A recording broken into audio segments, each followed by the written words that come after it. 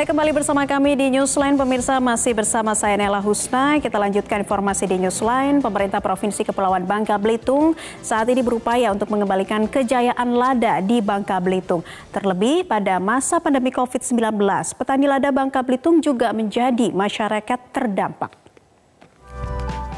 Dalam upaya ini, pemerintah Provinsi Bangka Belitung membagikan bibit lada bersertifikasi yang juga menjadi bagian dari program 3 tahun terakhir pemerintahan Gubernur Erzaldi Rosman dan wakilnya Abdul Fattah. Pembagian bibit lada di tengah masa pemulihan pandemi COVID-19 dilakukan dalam rangka membantu petani lada kembali meningkatkan produksi biji lada agar tidak terlalu kesulitan untuk kembali mengelola lahan mereka.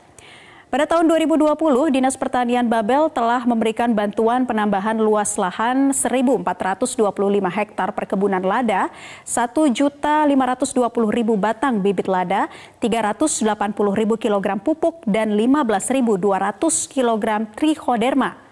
Lada Babel yang begitu terkenal dengan aroma dan rasa yang pedas, membuatnya sejak lama dikenal dunia. Lada Babel unggul karena memiliki piperin 5, yang hingga 7 kali lebih pedas dibanding hasil lada dari negara lain. Hal ini dipengaruhi kualitas lahan hingga geografis daerah Babel. Namun saat ini harga komoditi lada dunia mengalami penurunan karena banyak faktor.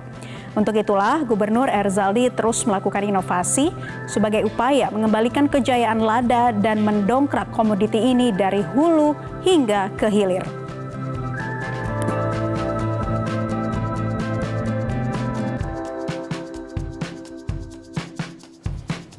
Dan pemirsa, untuk mengetahui lebih lanjut bagaimana kesiapan pemerintah Bangka Belitung terkait upaya mengembalikan kejayaan lada, telah tersambung bersama kami melalui sambungan Skype ada Gubernur Bangka Belitung Erzaldi Rosman. Selamat siang, Pak Erzaldi. Selamat siang, Assalamualaikum warahmatullahi wabarakatuh. Waalaikumsalam warahmatullahi wabarakatuh. Pak Erzaldi, seperti apa nih bantuan dari hulu hingga ke hilir yang menjadi prioritas upaya ini, Pak? Baik. Sejalan dengan kebijakan pemerintah pusat yang disampaikan oleh Pak Presiden, Pak Jokowi, bahwa Indonesia ada memiliki salah satu programnya adalah mengembalikan kejayaan rempah yang disambut oleh Provinsi Bangka Belitung. Salah satu raja rempah itu adalah lada, yang memang lada Bangka Belitung ini adalah lada yang terbaik di dunia, mengingat lada Bangka Belitung ini memiliki spesifikasi yang khusus. Di samping lebih harum, lada Bangka Belitung ini memiliki piperin yang cukup tinggi dan tertinggi 5-7% dibandingkan dengan lada-lada produksi negara lainnya. Kami contoh misalnya Vietnam atau Cina, mereka hanya memiliki piperinnya 2,9, paling tinggi itu 3%. Bayangkan kita di samping harum, kita memiliki piperinnya 5-7%. Dan piperin ini adalah nilai tambah yang different dari Tuhan kepada negeri Bangka Belitung.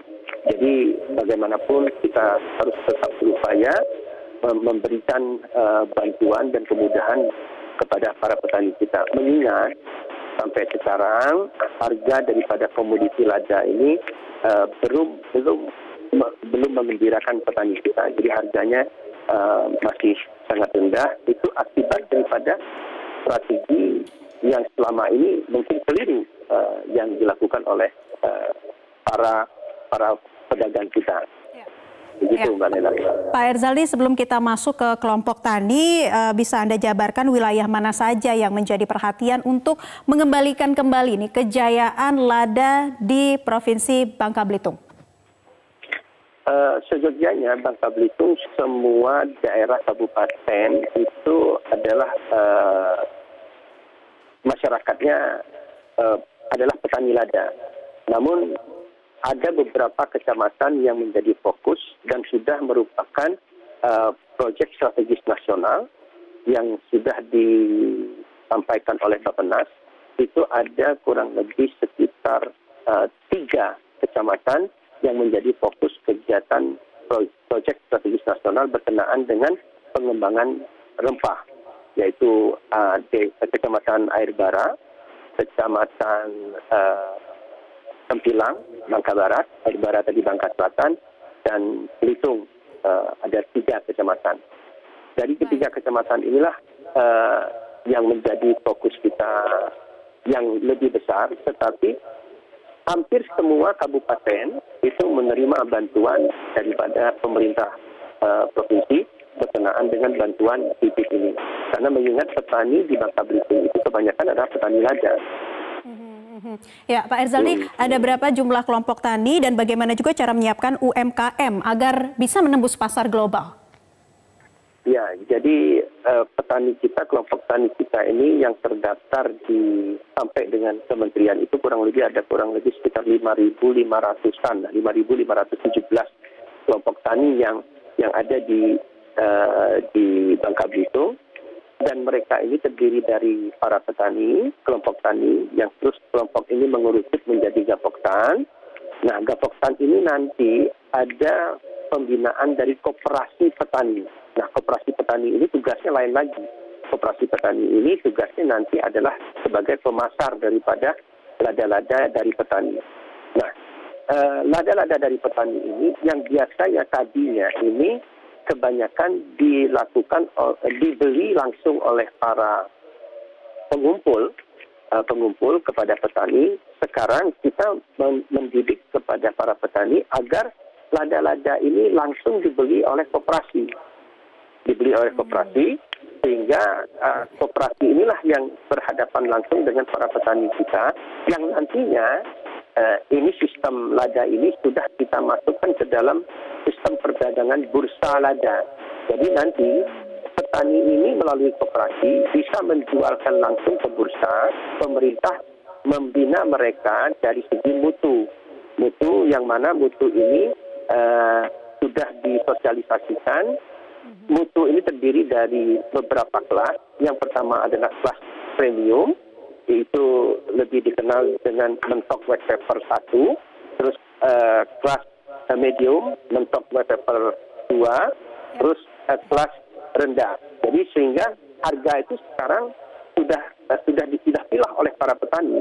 Nah, kelas rendah ini nanti paper-nya tetap tidak berkurang. Nah, di kelas rendah inilah yang kita sampaikan kepada UMKM untuk dibuat hilirisasinya, turunannya, yang berupa produk yang dijual kepada masyarakat yang sudah berupa powder, berupa crusher, ataupun bubuk lada yang sudah dibungkus per 100 gram begitu.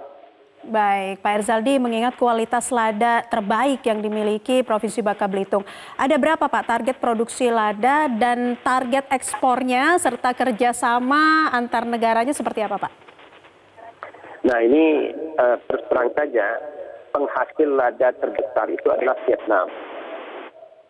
Yang kita sesalkan adalah Vietnam mengimpor lada terbesar dari Indonesia. Sehingga dulunya kita bisa masuk pasar Eropa, pasar Australia, dan pasar Amerika. Sekarang persentase pengekspor lada terbesar adalah Vietnam.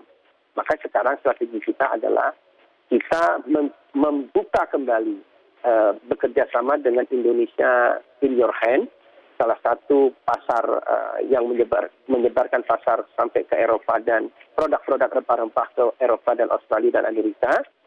Sementara itu kita melakukan strategi mensosialisasikan kepada para eksportir untuk sementara ini coba jangan mengekspor lada kita ke Vietnam. Toh lada kita dinilai oleh Vietnam sangat rendah sekali harganya.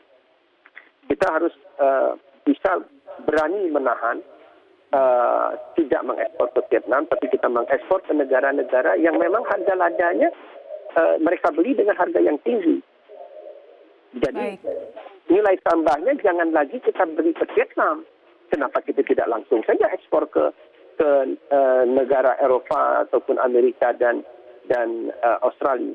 Karena di Eropa dan Amerika, dulu lada Bangka Belitung ini adalah pemasok lada terbesar untuk Eropa dan Amerika. Sekarang, karena sempat lada produktivitasnya rendah, lada di Bangka Belitung, karena kemarin masyarakat kita banyak ke sektor pertambangan, jadi lada kita beredar di dunia jadi berkurang. Ya. Karena Baik. kita mau mengembalikan itu. Mau mengembalikan itu. Baik, terima kasih Pak Erzaldi Rosman telah bergabung bersama kami, Gubernur Bangka Belitung. Terima kasih atas informasinya pada kesempatan kali ini, Pak Erzaldi.